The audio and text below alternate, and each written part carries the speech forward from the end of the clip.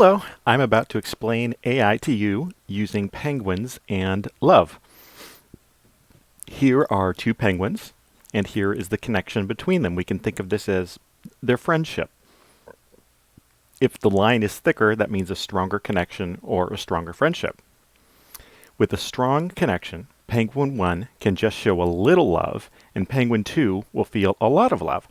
This is like how if you have a really good friend, they can just text you and say, "Hey, I hope you have a great day," and you feel really loved because you have a lot of connection with that person. But if the connection between these penguins is weak, the first penguin can show a lot of love and the second penguin won't feel very much love.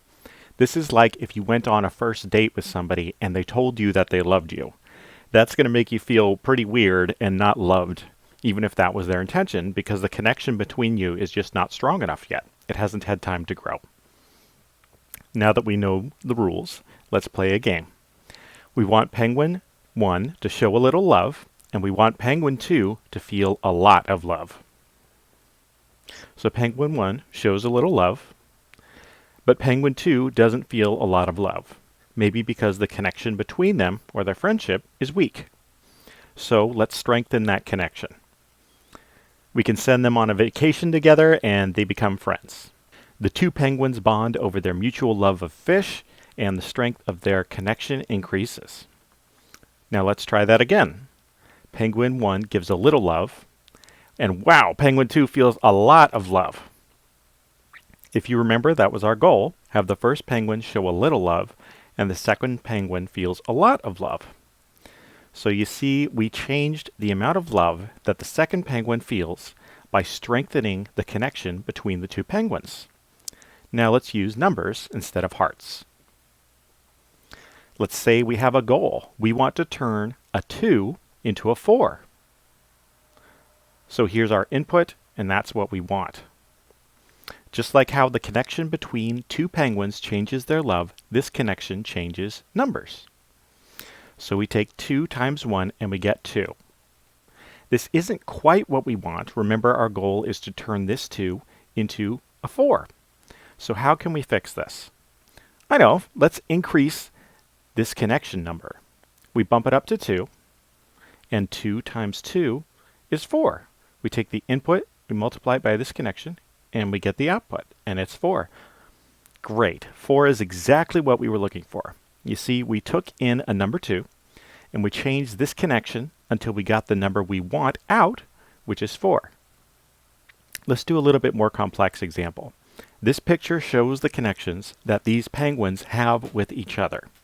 You can see which ones have strong connections and which ones have weak connections. For example, because these two penguins have a strong connection, even a little love from Penguin 1 is going to feel like a lot of love to Penguin 2. Here, the connection between these two penguins is very weak, so even if Penguin 1 shows a lot of love, Penguin 2 still won't feel very much love.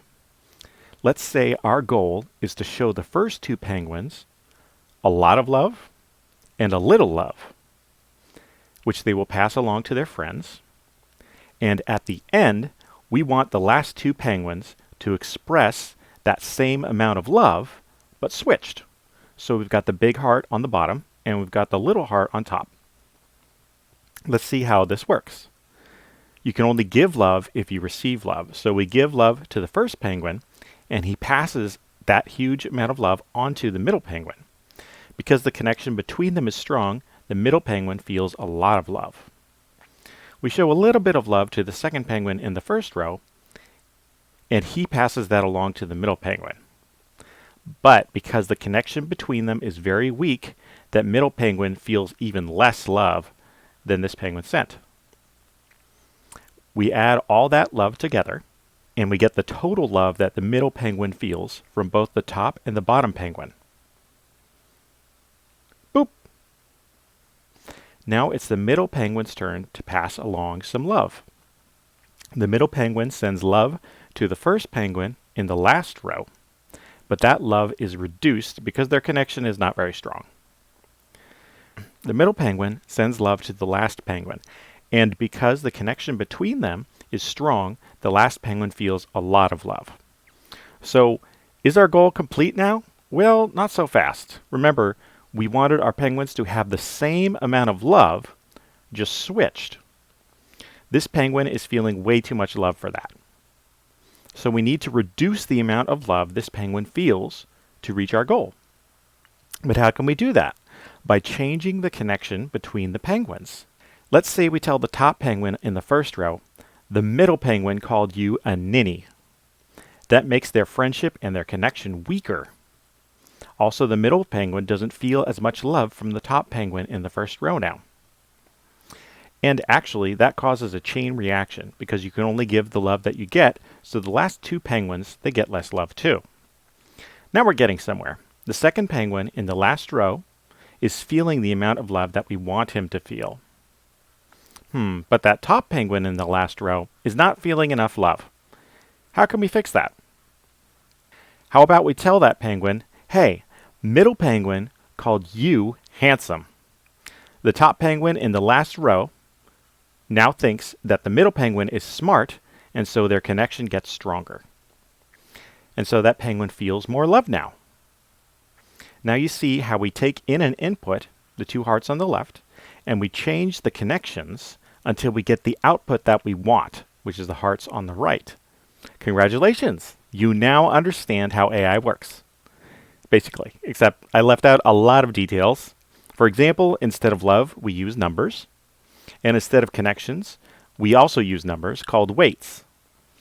And instead of penguins, we use special functions called neurons that only let positive numbers through. They still look a little bit like penguins, though. This says greater than 0, but it kind of looks like a little beak and an eye. On the left side, we have the numbers we want to put into the AI, called inputs.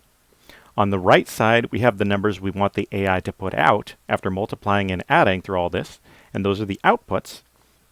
So all we need to do is change these weights, or multipliers, until we can put in some numbers and then get out the numbers that we want. All AI programs use this exact same technique, except real AI programs tend to be much more complex with millions and billions of neurons. You might input a picture of a cat. Then you would adjust the weights until the program outputs the number 1 every time it sees a cat.